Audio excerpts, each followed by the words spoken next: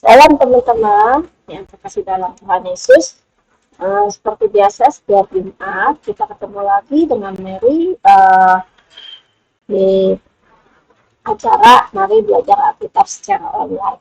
Sekarang kita masuk ke MO54. Ini adalah satu bagian dari Yesus Teladanku, dari topik kecilnya khotbah Yesus di Bukit bagian 8 hal kekhawatiran. Ini minta maaf ya, isinya bagian 8 hal kekhawatiran. Oke, kita berdoa dulu. Dan Yesus yang Maha Baik, terima kasih buat kebaikan dan kemurahan-Mu atas kebenaran-Mu yang membimbing kami supaya hidup dalam kebenaran firman Allah yang Allah kehendaki. Terima kasih Tuhan, berkati Bapa di surga, Roh Kudus menolong kami ketika kami sedang belajar bersama Bapak Ibu, teman-teman juga sendiri. Kiranya kami makin mengasihi Tuhan, mencintai firman Tuhan, memulai menunjukkan apa yang terjadi. Terima kasih Bapak. Seperti biasa kita akan masuk di review bahwa ini adalah satu bagian dari kecil dari khotbah Yesus di Bukit. Totalnya adalah 15 materi, dan dari Jumat kemarin kita sudah sampai ke yang ketujuh, hal mengumpulkan harta. Hari ini kita masuk ke bagian hal kekhawatiran. Nah, dari ketujuh hal yang kita pelajari Jumat-Jumat sebelumnya, di kota Yesus di Bukit ada tentang ucapan bahagia. Tuhan Yesus ngomong buat orang-orang yang mereka berbahagia. Kenapa? Karena mereka memiliki kerajaan surga, mendapat penghiburan dari Bapa. Mereka memiliki bumi, mereka menjadi representatifnya Allah. Terus mereka puas dalam kehidupan ini, mendapat kemurahan, perlindungan Allah, kasih Allah ya. Mereka bisa melihat Allah. Melihat Allahnya bagaimana, Bapak Ibu teman-teman bisa lihat di bau sebelumnya. Dan mereka semua disebut anak-anak Allah. Saya dan teman-teman Bapak Ibu juga. Oke. Kemudian orang-orang yang dikatakan masuk dalam kategori ucapan bahagia itu, mereka diharuskan untuk menjadi garam yang berguna. Mereka sudah mendapat kemurahan Allah, mereka mendapatkan akses dari Allah, pemeliharaan yang begitu sempurna, dan mereka harus menjadi garam yang berguna supaya pemerintahan kerajaan Allah, memperkenalkan Allah di sekitarnya itu harus terus berlanjut. Kemudian ketiga, tentang Yesus yang ada di perjanjian baru dengan hukum Taurat Musa, yang hukum Taurat Allah yang Musa dapat di Gunung Sinai, ya, 10 perintah Allah itu adalah satu kesatuan yang utuh. Dan Yesus sebagai memberikan teladan kehidupan, kemudian memenuhi tuntutan korban penghapus dosa yang disebutkan di Taurat. Sehingga antara Yesus yang ada di perjanjian baru dengan hukum Taurat yang ada di perjanjian lama itu menjadi satu kesatuan. Untuk lebih lengkapnya kembali ke Jumat-Jumat yang sebelumnya ya. Kemudian tentang hal memberi sedekah. Dan seperti kita tahu, dalam hal memberi sedekah kita berbagi kepada orang lain, ternyata esensi sebenarnya adalah kita sedang melakukan keadilan. Terus juga semangat untuk memberikan sedekah itu adalah kasih. Kasih itu sebagai atributnya Allah. Kemudian kejujuran di dalam sedekah itu harus jujur. Terus kita melakukan kebenaran secara etis. Dan dari hal kegiatan memberikan sedekah itu adalah ternyata hasil dari ketaatan kita kepada firman, dan hal itu mendatangkan keselamatan buat kita. Dan ternyata lagi ketika kita memberikan sedekah itu juga ternyata dalam bentuk non fisiknya juga, dalam hal misalnya memberikan waktu, misalnya kita ada di dalam kegiatan pelayanan, kemudian kita menyumbang pikiran, kemudian kita senyum kepada orang lain, menghibur, menyapa itu udah termasuk bagian dari memberi sedekah. Dan kemudian Tuhan Yesus ngomong lagi tentang hal berdoa. Hal berdoa adalah jalur komunikasi yang Tuhan Yesus siapkan supaya manusia itu bisa berkomunikasi terus dengan Allah. Dan ketika berkomunikasi dengan Allah, ketika kita berdoa, yang diminta adalah tidak munafik, dan kita esensinya secara apa di dasarnya adalah kita harus memuliakan Allah dan kita mengakui otoritas Allah. Jadi itu harus muncul dari ketulusan hati yang teguh, ya. Jadi nggak bisa goncang. Terus selain kita berdoa, tadi adalah jalur komunikasi, terus kita juga ada hal berpuasa yang keenam. Ternyata hal berpuasa ini ternyata adalah jalur untuk kita membuat suatu suasana saat kita berkomunikasi dengan Allah. Saat kita berpuasa, kita harus dalam sikap pertobatan, membuktikan ketulusan kita minta ampun, kita menyerahkan seluruh otoritas ya ada itu hanya punya Tuhan, kita makin salah ya. Terus yang ketujuh kemarin itu tentang hal mengumpulkan harta. Terus di hal mengumpulkan harta ternyata di sana tuh aku bilang carilah dulu kerajaan surga, dan carilah dahulu kerajaan surga itu adalah kebenaran firman Tuhan. Dan kebenaran firman Tuhan itu adalah masuk dalam kelompok harta yang tidak berwujud. Dan harta yang tidak berwujud ini kebenaran firman, ketika kita baca, kita pelajari, kita mencoba melakukannya, kita berlaku taat, dan itu dengan proses waktu kita membuat kebenaran firman itu menjadi sesuatu harta yang berwujud. Dan berwujud itu dalam bentuk apa? Terjadinya perubahan akal budi, terjadinya perubahan sosial, lingkungan sosial sekitar kita, dan itu wujud dibilang apa? Tetap nggak seperti bentuk benda yang fisik permanen, tapi itu kita bisa lihat dari orang yang tidak sabar menjadi orang yang sabar, itu tuh termasuk perubahan wujud ya, dari yang tidak berwujud sama sekali kebenaran firman kemudian menjadi sesuatu yang kita lakukan dan orang lain mengakuinya, dan perubahan itu memang akan terjadi, dan kita pun merasakannya itu menjadi satu perubahan yang berwujud. Lalu kemudian ada perubahan wujud lagi yang ada harta yang berwujud lagi adalah proteksi, pemeliharaan Allah yang sempurna. Karena Allah itu berjanji, dan Allah pasti menepati dari atas semua yang dia katakan dalam firman. Sekarang kita masuk ke hal kekhawatiran. Mengenai hal kekhawatiran itu ada di materi saya ambil di Matius 6 ayat 25 sampai 34, dan pembandingnya ada di Lukas 12 ayat 22 sampai dengan 34, sama ya, tapi di Lukas lebih banyak. Nah, dari kedua hal ini, Matius dan Lukas menulis tentang hal yang sama. Jangan khawatir tentang hidup. Hidup itu bicara tentang apa yang kita makan dan minum. Kemudian jangan khawatir tentang tubuh, bicara tentang apa yang kita pakai. Nah, untuk hal jangan khawatir hidup dengan tubuh, Tuhan Yesus ambil ilustrasinya dengan burung-burung udara.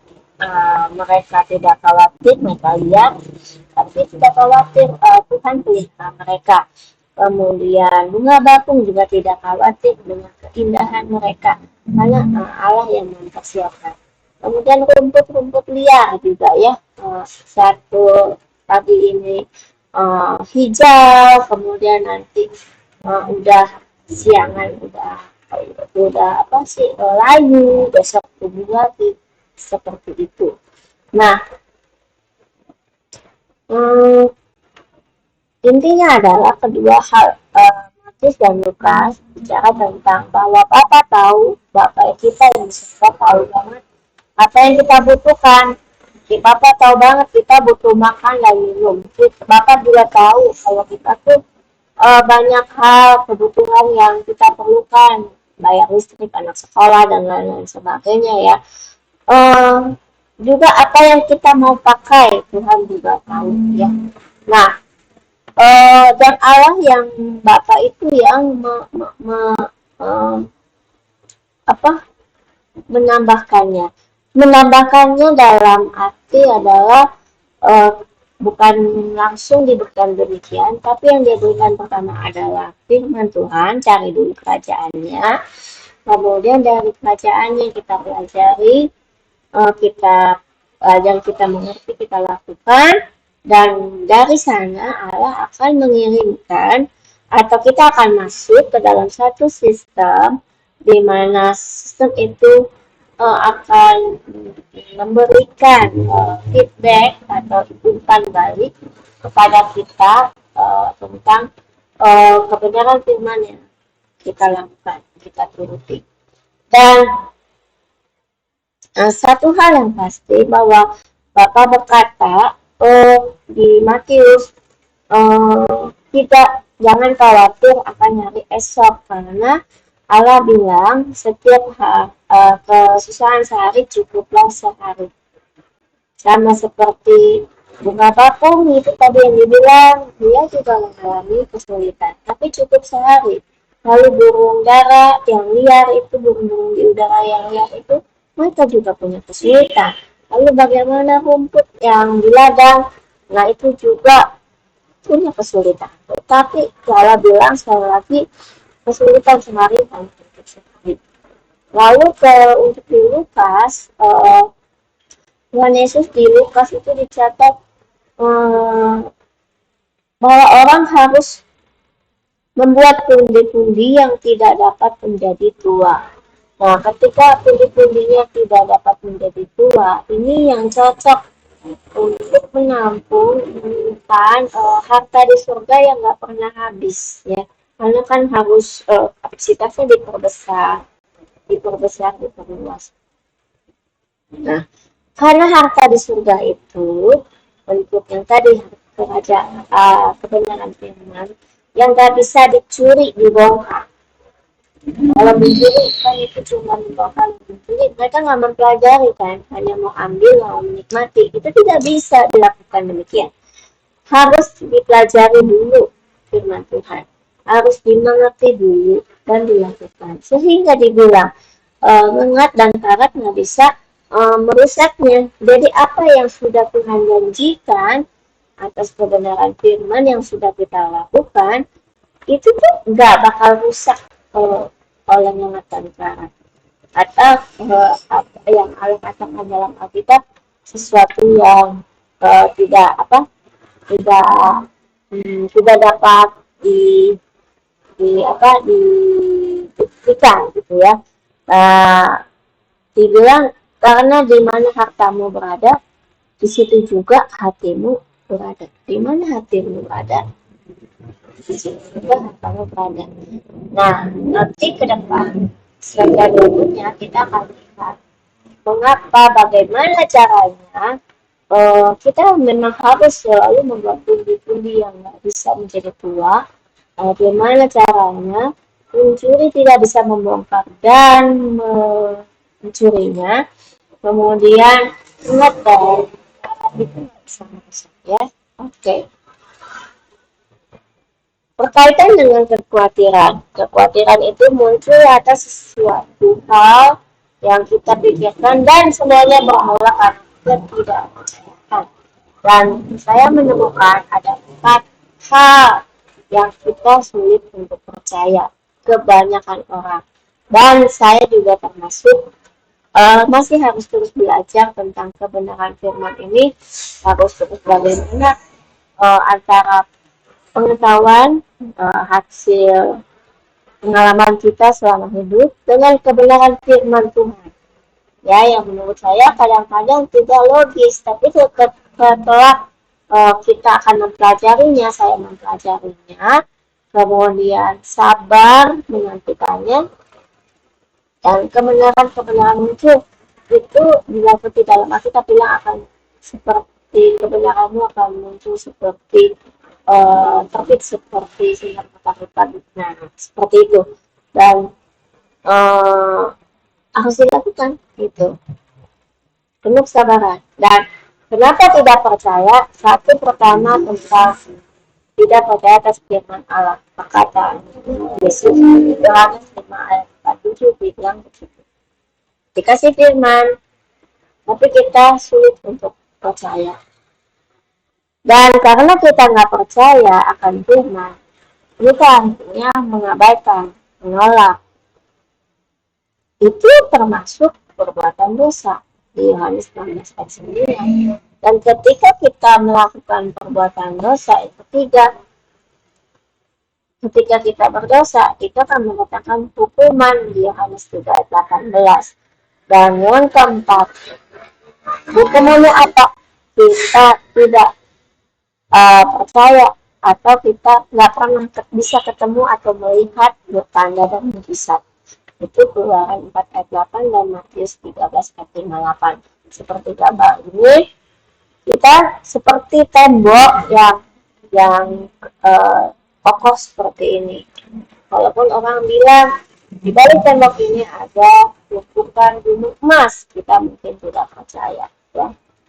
Dan karena kita nggak percaya atas firman Allah, kita jadi berdosa. Karena kita berdosa, kita mendapat hukuman.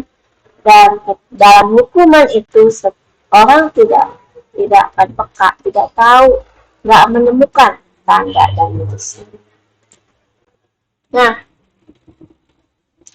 apa sih yang sulit banget untuk kita percaya, orang-orang percaya?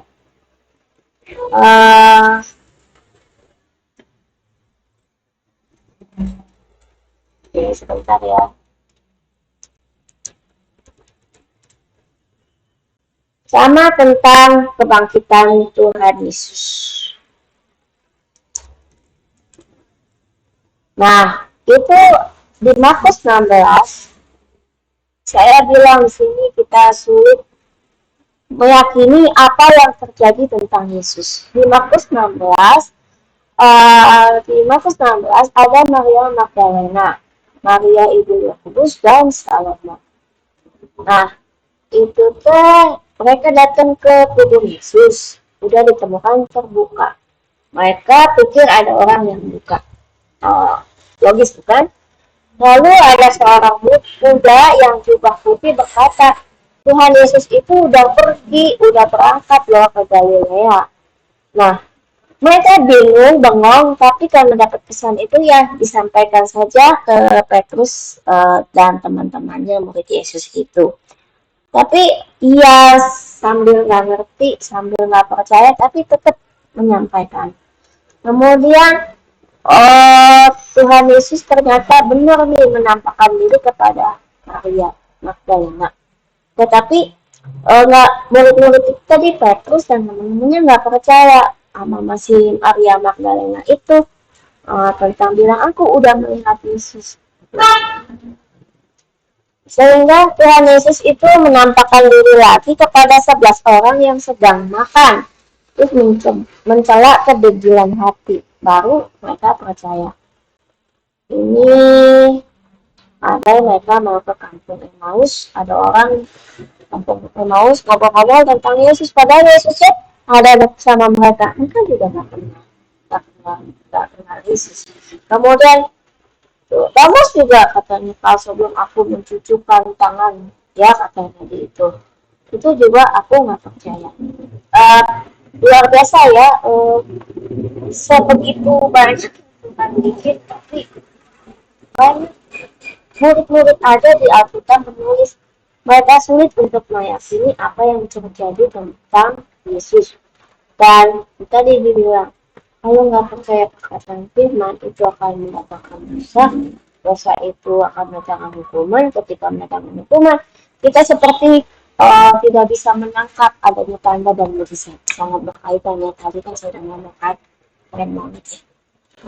Jadi ketika kita nggak percaya kebenaran gitu, kita akan ketinggalan banyak hal, ajaib, banyak hal berkat Tuhan Yesus kita. Kemudian apa lagi? Tidak percaya apa yang Yesus katakan. Waktu itu Tuhan Yesus bilang, gue tuh nanti mau itu ya, uh,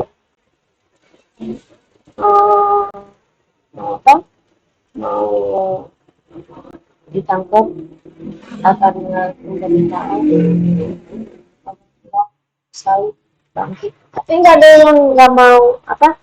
Tuhan Yesus kasih tahu ya sampai 4 kali.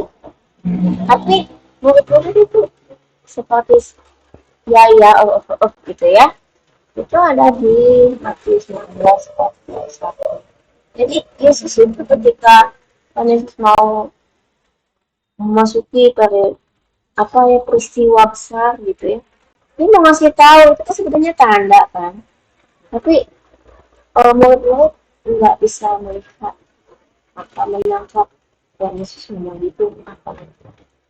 Dan di dalam pemberitaan ke-1, Tuhan Yesus minta syarat mengikuti Yesus itu jangan menjadi batu sandungan. Tapi seperti kan orang berkhotbah Yesus di bukit, ucapan bahagia. Ucapan bahagia kalau orang yang ucapan bahagia, orang yang disebut berbahagia, karena apa? Mereka dapat dan mereka nggak boleh apa tuh menjadi garam yang menyesatkan ya. Kemudian dan jangan menjadi batu sandungan. Garam yang menyesatkan salah satunya yaitu menjadi garam yang tidak berguna. Pemberitahuan kedua, Tuhan Yesus ngomong lagi, tapi ketika murid-murid cuma jadi sedih hatinya, nggak tahu maksud perkataan Tuhan Yesus itu apa mungkin kenapa ya murid-murid jadi sedih gitu, apa mungkin Tuhan Yesus mau istirahat kali ya, lelah kali ya. Mungkin kalau saya jadi murid-muridnya saya jadi sedih. Tapi mungkin juga untuk Tuhan Yesus mau pergi kemana ya gitu. Terus pemberitaan ketiga, Tuhan Yesus ngomong sekali lagi saat mau pergi ke Yerusalem. Dan pemberitaan keempat, terus bilang tentang rencana imam-imam kepala dan tua-tua untuk membunuh Yesus. Tuhan Yesus ngomong sama murid-muridnya. Tapi kan waktu itu Tuhan Yesus nggak dibisik-bisikin kan ya, nanti mau ada imam kepala tuh, tua mau membunuh Yesus, mau nangkap Yesus. Enggak, Yudas kan diam-diam aja kan. Itu pun Yesus tahu. Maksud dan tujuannya mungkin Tuhan Yesus itu udah ngomong masalah rencana imam-imam kepala ini pada pertemuan akbar gitu ya, supaya Yudas nih hati-hati gitu mungkin ngomongnya. Tapi ternyata ketika Tuhan Yesus sudah ngomong juga, Yudas itu nggak menangkap ya, Yudas Iskariot tidak menangkap warning dari Tuhan Yesus.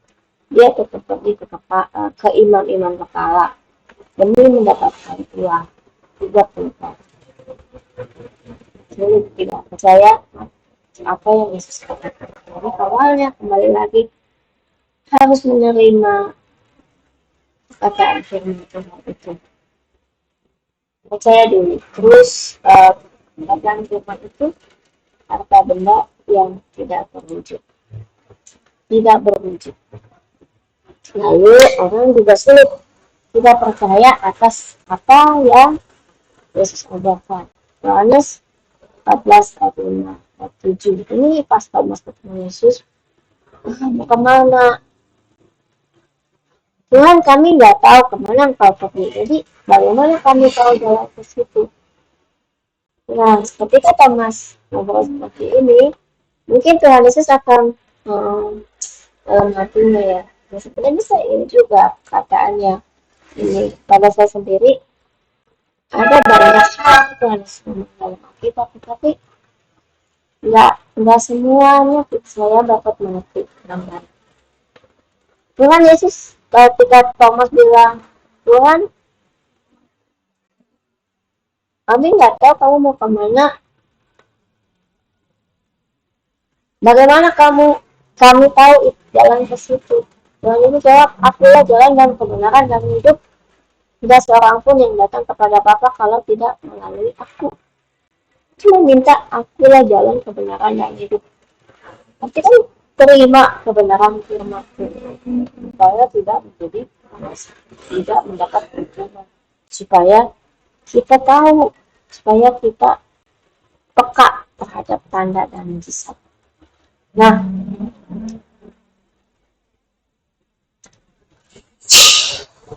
Tuhan Yesus sampai ngomong sekarang ini kamu mengenal dia dan kamu telah mengenal dia. Yohanes 14 5-7. Ini Tuhan Yesus ngomong langsung sama Thomas dan jawabnya. Padahal sebelumnya di Yohanes 1 ayat 41, Andreas saudara Simon Petrus mengatakan kami telah menemukan Mesias. Tapi entah kenapa kepercayaan itu, statement itu nggak ada dalam Thomas. Kemudian Yohanes 1 lagi, Yohanes Pembaptis menyatakan ini loh Yesus ini anak Allah. Orang-orang tetap hanya gitu saja ya. Kemudian dikatakan lagi ini Rasul Paulus sendiri. Yesus umat ibadah di Yerusalem. Tapi sekali lagi orang masa sih gitu kan ya. Kemudian anggaplah itu tadi orang-orang yang di perjanjian baru yang padahal mereka sudah pernah baca di perjanjian lama tulisan Raja Daud. Di Mazmur 22 Raja Daud itu menuliskan ciri-ciri Mesias. Ciri-cirinya apa? Ini loh ada raja-raja dunia dan para pembesar yang bermufakat melawan Tuhan yang dihormati. Siapa itu? Ya kan? Tapi orang malah jadi takut kan pas murid-murid takut meninggalkan Yesus semua ketika Tuhan Yesus ditangkap gitu kan. Kemudian nikah di perjanjian lama juga. Menulis tentang penerobos yang berjalan maju di depan. Penerobos itu menerobos pintu gerbang. Tuhan itu kepala Mika 2 ayat 29. Ya deh. Jadi dibilang itu firman itu adalah perkataan Allah itu harta yang gak berwujud. Harus kita baca dulu, kita mengerti dulu, kita pahami, kita lakukan dengan waktu sehingga itu akan membuat suatu perubahan budi, sosial, dan juga menjadi sesuatu yang nyata dalam kehidupan ini. Menerobos yang berjalan maju di depan, menerobos pintu gerbang. Tuhan Yesus sendiri kepala bangsanya. Jadi benar kan? Kalau kita nggak terima kebenaran firman bagaimana ya, gitu kan? Karena firman sulit untuk diterima, banyak orang harus bertobat. Akhirnya dari seluruh orang yang menerima firman Tuhan difilter lagi. Gak semua orang dapat bertahan mengikuti Yesus. Sulit mengikuti tapi mudah untuk meninggalkan. Jadi ada apa di dunia ini? Ini buat saya juga satu kan. Nah, ini saya ambil contoh ada Yudas Iskariot. Waktu itu Yudas Iskariot dengan mudah, ya saya mau jadi murid Yesus. Saya mau ngikutin semua ajaran dan pelayanan Yesus. Yudas Iskariot melihat banyak mujizat terjadi. Tapi kenapa berakhir dengan menjual keberadaan Yesus dengan 30 keping perak? Ada lagi Maria saudaranya Marta dan yang lain. Maria ya. Mengikuti ajaran Yesus, hidup di kaki Yesus, tapi gagal ketika melihat kebesaran Yesus, waktu Lazarus mati, dia bersedia dia bilang Tuhan,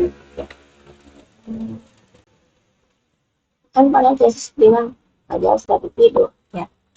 Ada lagi Thomas, dia murid Yesus sama seperti Yudas Iskariot, sering ikut Yesus kemana, tapi nggak percaya. Orang-orang bilang Yesus sudah bangkit, Yesus sudah bangkit, dan dia bilang dia mau percaya kalau Tuhan Yesus sudah masukin, kalau dia bisa masukin tangannya ke tangan Yesus yang berubah. Lalu ada lagi, pas detik kejadian Yesus ditangkap, murid-murid semua meninggalkan Yesus.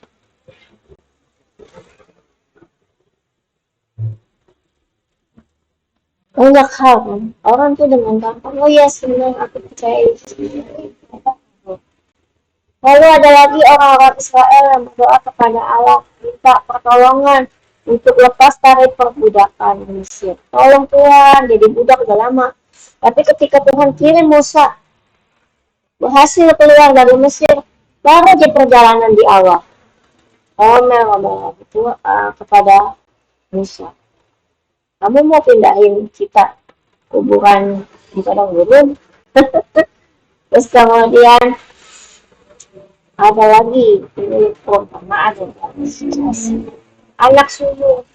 Anak sulung tinggal sama bapak bertahun-tahun, 24 jam sehari, mungkin beda rumah doang, mengelola harta benda bapaknya, dipercaya. Tapi kenapa masih berburuk sangka dengan si papa?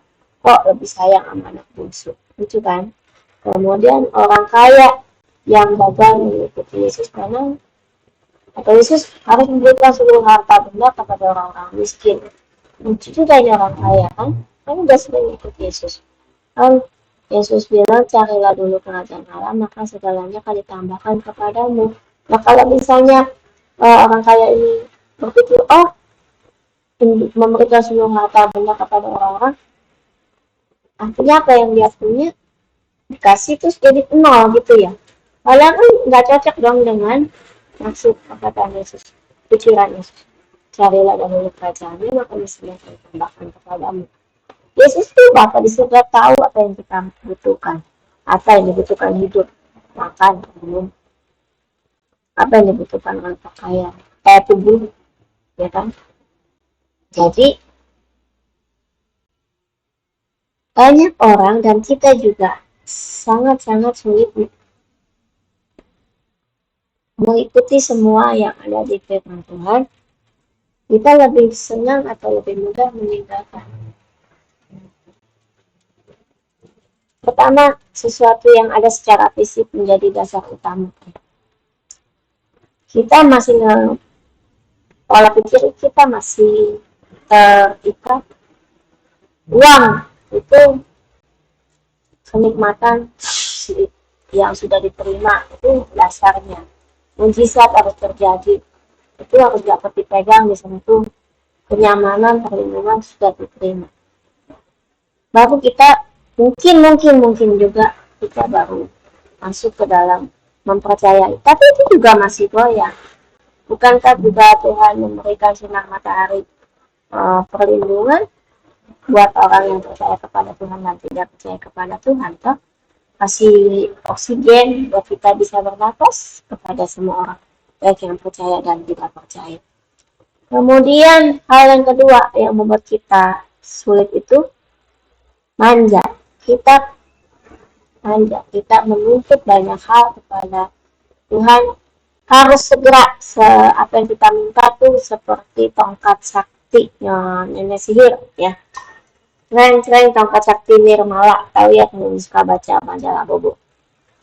Dan kebanyakan kita juga hanya mau terima yang baik, tapi kita pas ketemu kesulitan yang kita nggak sulit menerimanya. Kita hanya bisa melihat, oh Tuhan Yesus begitu luar biasa. Kalau makanan, minum, itu air selalu ada. Terus daging, anggur harus ada. Emas, harta benda itu harus ada juga untuk kita beli rumah, beli apa. Itu jadi apa ya? Laporannya tuh dengan nomor 2 ini kita seperti memakai pundi-pundi yang tua, pundi-pundi yang telah gak sanggup lagi menerima kebenaran firman Tuhan ya begitu eh, gedenya ya yang luas. Ketiga, kelemahan emosi dan keterbatasan. Kita sebagai manusia mengalami kelemahan emosi, kelelahan dengan fisik kerja, layanan mungkin akan sangat menguras ya waktu dan pikiran. Terus juga tubuh, kekuatan tubuh untuk stabil mengikuti Yesus.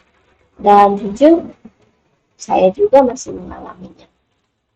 Dan untuk kita tetap dapat mengikuti Yesus itu seperti pekerjaan kita sedang berperang. Saya sedang berperang melawan diri sendiri yang 1, 2, 3 ini. Kemudian kita akan menjadi masuk ke bagian akhir. Kesimpulannya, pertama tentang hal kekhawatiran. Prinsip pertama adalah Allah tahu tentang hidup, tentang hidup, tentang tubuh, tentang makananmu, minumanmu, pakaianmu. Kedua, karena Allah tahu yang kita butuhkan, makanya Allah memberikan firman. Firman itu adalah alat panduan supaya kita tetap bisa hidup dan kita bisa memiliki Tuhan. Yang ketiga, kekhawatiran itu muncul karena kita tidak mempercayai firman-Nya. Kita tidak percaya apa yang Tuhan Yesus sudah kerjakan dalam kebangkitannya. Kita nggak percaya dengan apa yang dikatakan dalam firman. Nggak percaya akan ajarannya. Itu sangat menyulitkan, kan? Padahal firman itu adalah sesuatu yang kita butuhkan untuk hidup dan untuk tubuh ini. Dan kebenaran firman adalah jawaban untuk semua kekhawatiran yang timbul atas persoalan-persoalan hidup dan persoalan-persoalan hidup. Jadi ini menjadi momentum ya buat Bapak Ibu teman-teman, buat saya sendiri pasti. Dan ketika saya membuat acara ini, saya juga sedikit banyak mendapat pembelajaran baru dari hasil pekerjaan yang saya lakukan. Terima kasih buat Bapak Ibu yang telah mengikuti. Kita akan berdoa. Bapa yang maha baik, terima kasih buat kebanyakan firman-Mu. Kami telah belajar untuk sesi. Perhatikan Tuhan, hati para pemirsa, Bapak Ibu dan teman-teman, untuk kami boleh menerima firman. Terus mengakui otoritas Tuhan sebagai pemilik kehidupan ini. Terima kasih Bapak, terima kasih Tuhan Yesus, terima kasih. Haleluya, amin. Terima kasih Bapak, Ibu dikasih yang Tuhan. Kita akan bertemu lagi di depan tentang soal menghakim. Tuhan Yesus memberkati.